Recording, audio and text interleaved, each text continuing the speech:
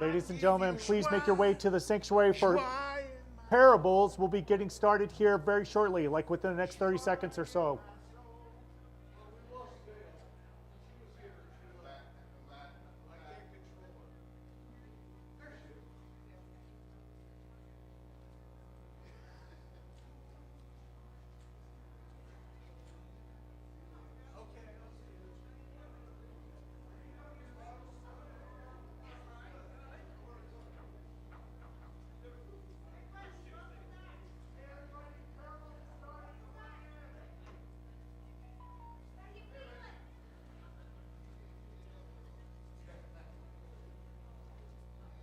You're going to sit over here.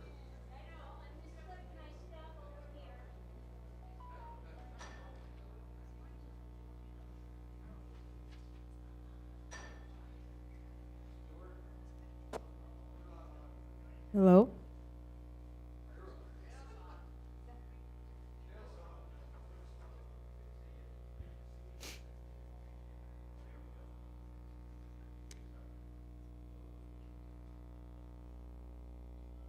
Hello?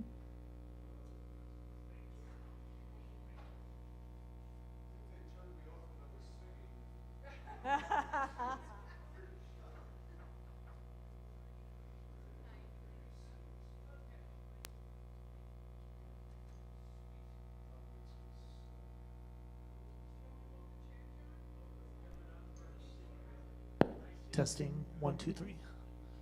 Hello? Hello? Oh, that's loud. Yeah. Okay. Do whatever you want. Hello? It's still really loud. Hi. It seems to have a reverb on it.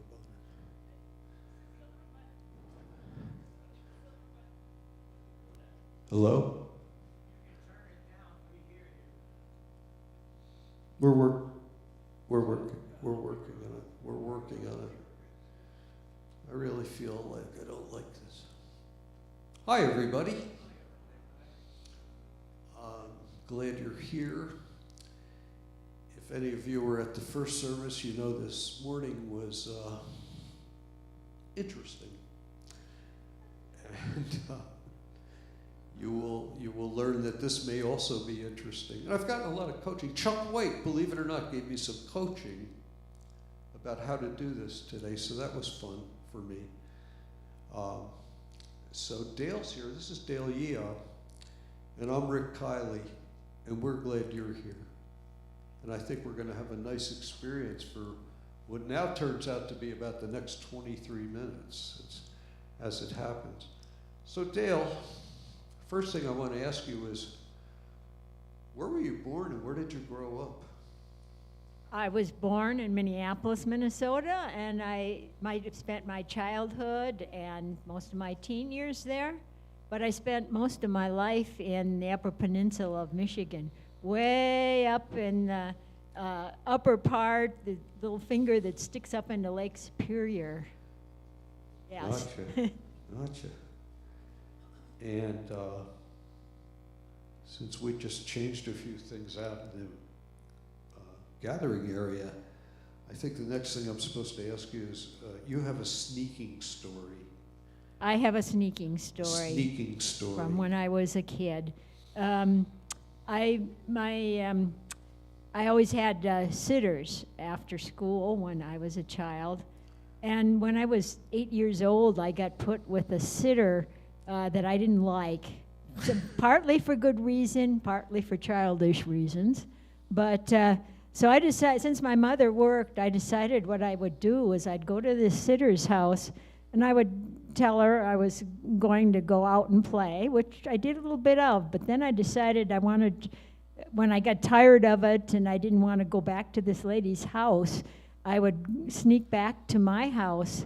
And I had a system where the houses, you know, in the north in Minneapolis, they have basements.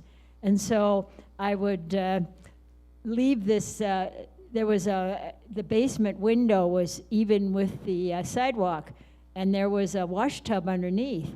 So I would leave the storm window unlatched, and I would take a nail and I would unhitch the screen, and I would crawl in the window and open the storm window and crawl down into the house and spend about the next 2 hours in the house doing my own thing, reading, listening to the radio, whatever. And then about maybe half an hour before my mother was supposed to come home, I'd go out that way, or else I'd make sure it was all everything looked like it was supposed to look like, and then I'd go out and go back to the sitters and meet my mother. Well, that was money well spent on your mother's part. That's a different sneaking. When I was a teenager, I didn't sneak out of the house. By then, I didn't. You were a latchkey kid, but Yes. nobody knew it except you. So in my notes here, I said I actually met you in the hiking group, and so Patty and I showed up here about almost 8 years ago now, and I guess that's when you and Mike Wilson were running the hiking group. We had some great hikes. Yes. How long had you been doing that? It looks like you're doing it again, but I'm trying to. Sometimes my knee isn't cooperating with me always, but I'm trying to do it again. If anybody wants to go on a good hike, I'm going to Tenuco Mountain, which has petroglyphs and a fluorite mine at the top of it. yeah. It's kind of a medium level hike, I would say. It's not easy, but it's not the hardest either. We had great crowds, people from other churches, lots of dogs. And Dale planned these trips, and we went all over. Kilbourne Hole and out into Texas and locally. And I really enjoyed it. And I can't so much do it either. And so I don't know that Lily Blue can keep up anymore either. Right. But it's not, that's the way it goes. Is there anything else about your childhood? That you Oh, wanna yes. tell us? My mom was with me, and I have one brother who's 12 years older than I am. I was kind of an afterthought, I would say, but an enjoyable one, my mother said. And she was a very so my mother and myself and my brother lived together. My father left the family when I was about 2, and she spent most of my childhood, she was working and going to school to try to get a degree. She finally got a master's degree in child development. But to say, I was kind of a latchkey kid and what you'd call a free-range child. I spent my childhood wandering around the city of Minneapolis on my bike and on the buses in both streetcars earlier. And she was a very independent, strong-willed adventurous for her time. And she raised us with no financial help whatever. So pretty much everybody was working when I was growing up. But that didn't mean that I was left, just left on my own. She was getting a degree in early childhood education, so I think she tried out her stuff on me. But no, I remember there's one story. I remember a friend of mine. I think we were about 7 or 8, and we were playing around the neighborhood. In those days, you wandered all around. People didn't mind usually if the kids wandered through your yard or anything. And there was this big pile of grass, and we thought, gee, that'd be fun. So we had this big grass fight and left grass all over the place. But the word got back from the lady who owned the yard that she had just paid somebody to put up all this grass. And and so we had to go. We both had to go and apologize to this lady. And then we had to go take her rakes, and we had to rake it all up in a big pile. So, the neighbors were helped hold me, accountable for what I did, and I think I learned pretty well to, be accountable for what I did, in those days. And also, I had no there was no TV. We had no TV. There was TV. It was black and white, but we didn't have one, and we didn't have a car. So I spent a lot of my early, and even late childhood reading, wandering at libraries, wandering around the city on my bike, and streetcars, exploring museums. I was taught too stuff, like not so much you don't talk to strangers, you don't approach strangers, you actually should keep in crowds, what to do if you didn't feel good about somebody, little self-defense techniques, all that kind of stuff. So, and I believe, and I was good. I was good about that kind of thing because I knew it was important. It was necessary, that it was a real thing. And there's some other kinds of things I wasn't so good about, but that one I was. So.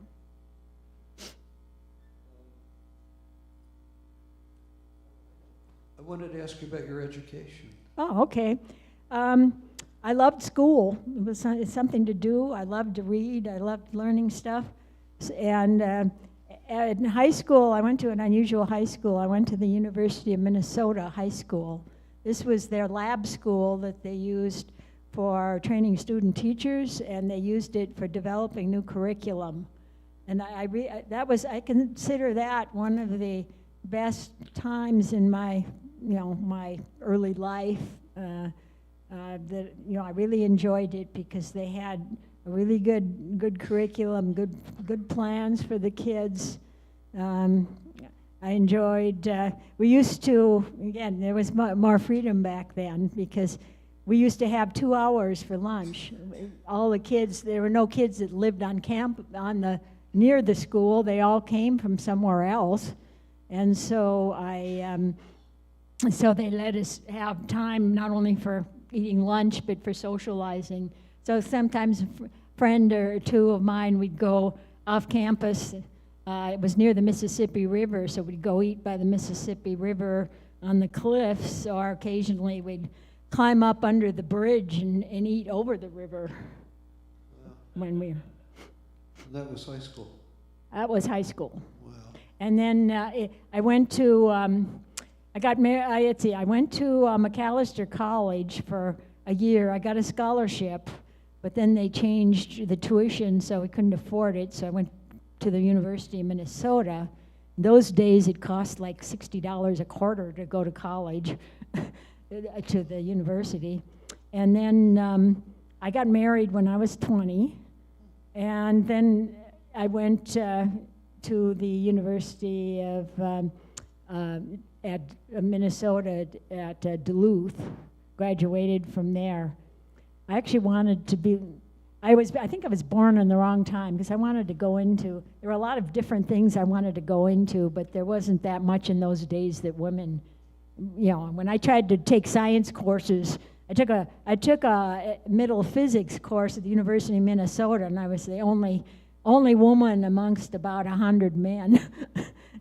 So, but I decided I needed to do something that I could make a living at, moving around. So I took up education, and I minored in English, and I eventually got a job teaching where my husband went. This was in the Upper Peninsula now, and I took first I was in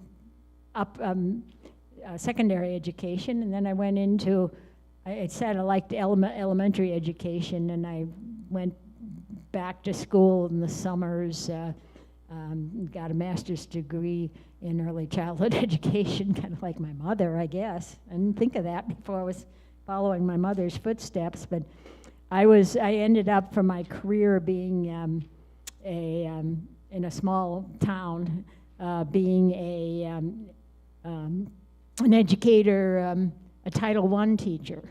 And I planned programs. I ended up being the director for about half my years there before I retired.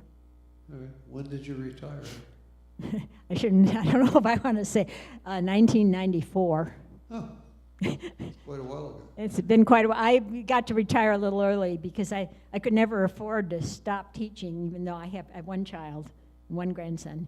And I couldn't afford to stop teaching, so I taught for 30 years, starting from when I was 22, and so I was able to take a full retirement at 52.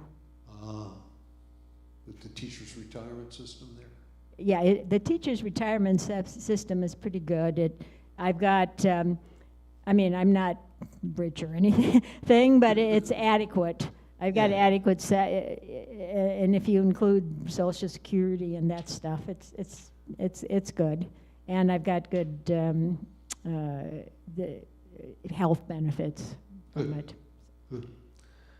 So you have a child and a grandchild.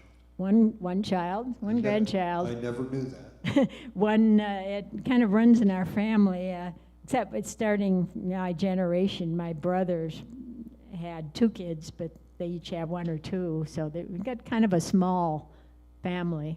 I'm still in touch. He passed 4 years ago, but his children still live in Minneapolis, and they each have, one of them has 1 child, and one of them has 2, and I'm still in touch. Who passed? The brother? My brother. Okay. And what happened to your husband? He passed a while ago. We separated about the year 2000. Yeah. So, I say amicably.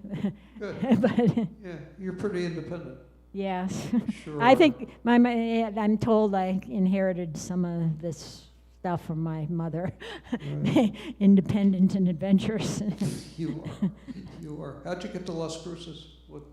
It's a long way from Well, where you started out there. the climate, I was living on my own then, and the climate up there, if any of you know anything, is snowy. It was not so much cold, it's got a lake effect, so it keeps it usually from being too cold, but it also keeps it very snowy. The average snowfall there is between 200 and 300 inches a year, and it usually comes in about 4 months. And you have to I spent all my time shoveling stuff, and I got kind of tired of it. Wow. So I knew one person moving here, so I thought, I was looking for a place with a warmer climate that was amenable. I like the idea of this. The cost of living is cheaper than some of the other Western areas. It is. That's true. I was diverse. I liked that about it. It was warm, but it was in the mountains, so it was cooler or warmer depending on the season. So that's why I moved here, and I liked it here, and I've stayed here. Yeah. And I want to stay here. Those are all the reasons why I wanted to be here. Actually. A lot of people have. Climate, cost of living, Yeah. and the mountains and everything. It's really Friendly nice. people. Yeah. Las Cruces people are friendly people. Yes. And you found Morningstar. I found Morningstar by, when I first moved here, I didn't know how it'd be, so I moved into the High Range Village Apartments down Roadrunner there for 6 months. I took a 6 months lease, and I explored again. I got a bike and explored the area by bike, and when I had always ask me about church in a minute here, but I was looking for a church once I got settled. So I was exploring the area by my bike, so I rode my bike up this way, and lo and behold, there was a Methodist church. And I came in and decided to go to the service, and this was when John Moore was here. Okay. And I was hooked. I went to all 3 services for quite a while. So I enjoyed the services, and here I am. I do have you want me to tell about my background? I do have a background as a Methodist. I do. One of the things my mother used to help me she used to take me to church. She wanted me to go to Sunday school. She would go to church. She was never really exactly really into it. I mean, she enjoyed, she had friends there. She believed, in God, and she enjoyed church, but, and she wanted me to have Sunday school. I felt about the same way she did. There's one thing, though, that really connected me. I remember my first communion that I had, and I remember what an extremely emotional reaction I had to it. I remember after I got the communion, I shivered and, felt, really, that was when I started to feel a little more connected to church and to God. When I moved around later with my husband, we usually went to, there wasn't always a Methodist church we went to. We went to the church that we felt, we felt most comfortable at, which wasn't always the Methodist, but I always felt then I wanted to be connected to a church, and I'm enjoying being connected to this church because it's kind of like my family now, because my family's so far away. My son's in Detroit working as a robotics engineer for GM factories, and my other relatives are in Minneapolis still, and that's pretty much it. Yeah. What's your grandson do? He's 24. It's hard to keep up with the ages of grandkids. He's 24, and right now he's kind of still working out what he wants to do. He works for Verizon currently, but he doesn't think he's going to stay that way. But he's still working on it. Good. You do so much. I got that from my mother. Your mother was at your. My mother worked on everything like as well as doing the work she had to do. And we're gonna miss stuff, and we only have a few minutes left. Okay. And I know you do a lot in the church, and so do they. And you do a lot outside the church. But I want to give those folks an opportunity to ask you questions. Is that okay? That's fine. All right, because you can ask away. You do. All right, Janet's in the back, and I have to repeat the questions.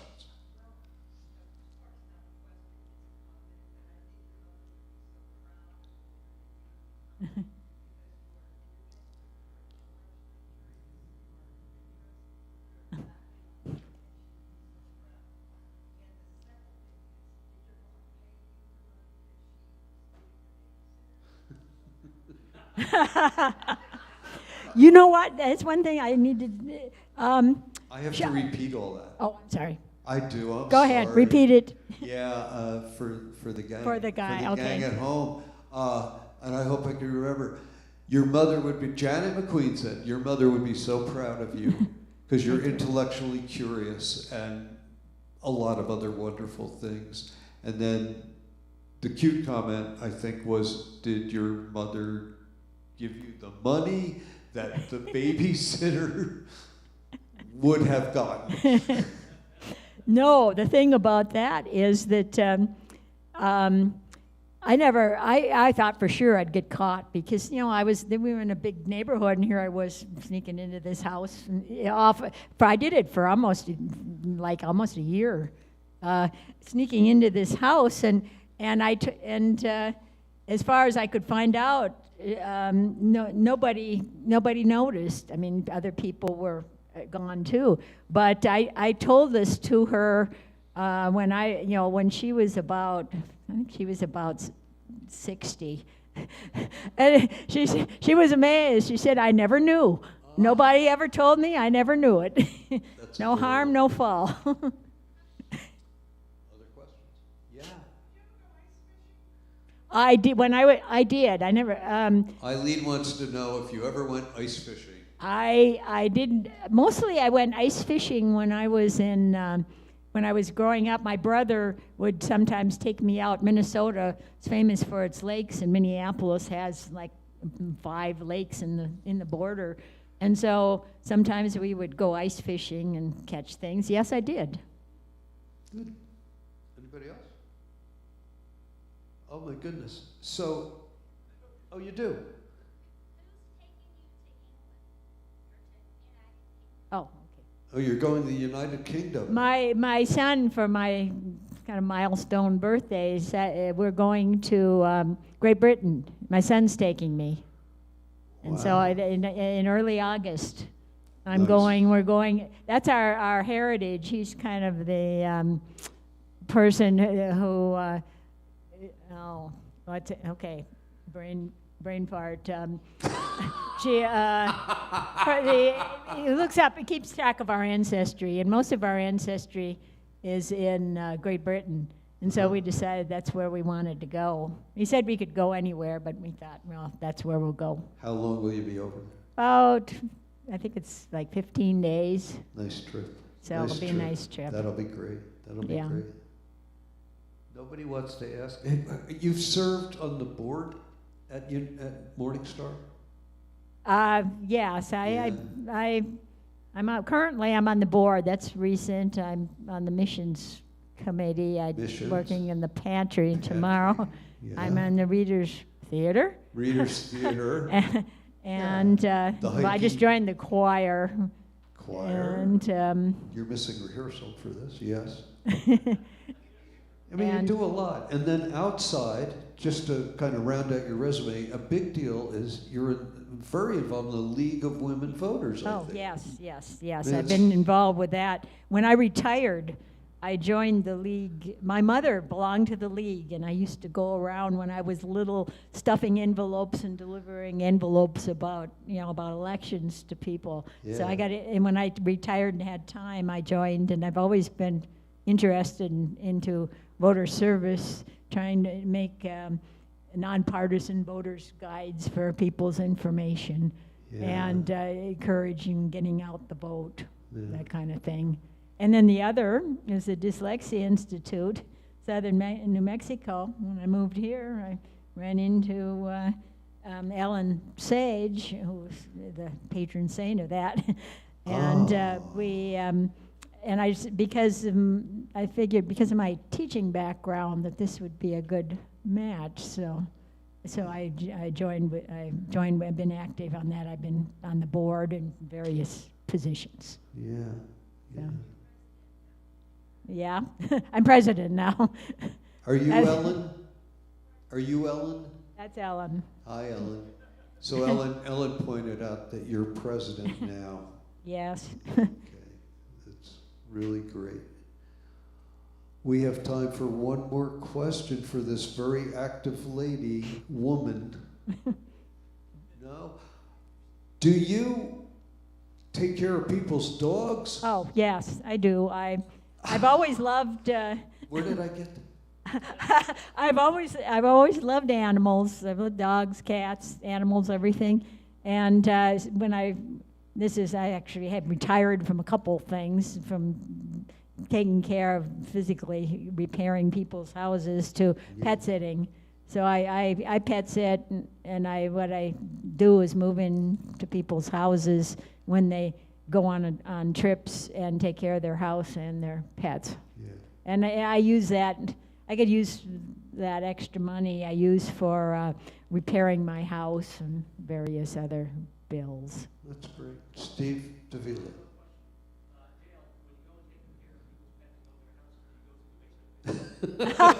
I usually don't have to. They give me a key.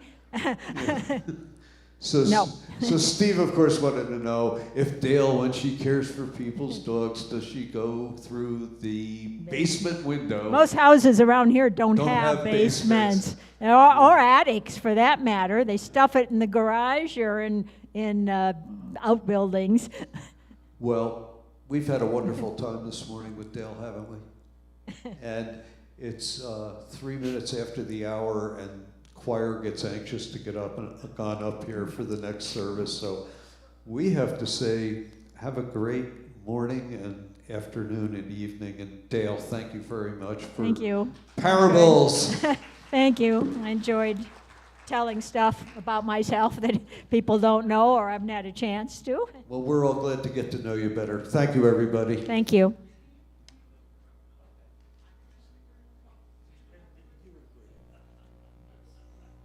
You don't have to do anything.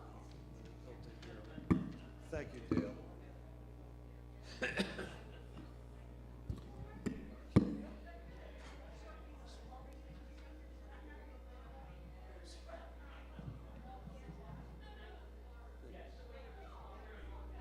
This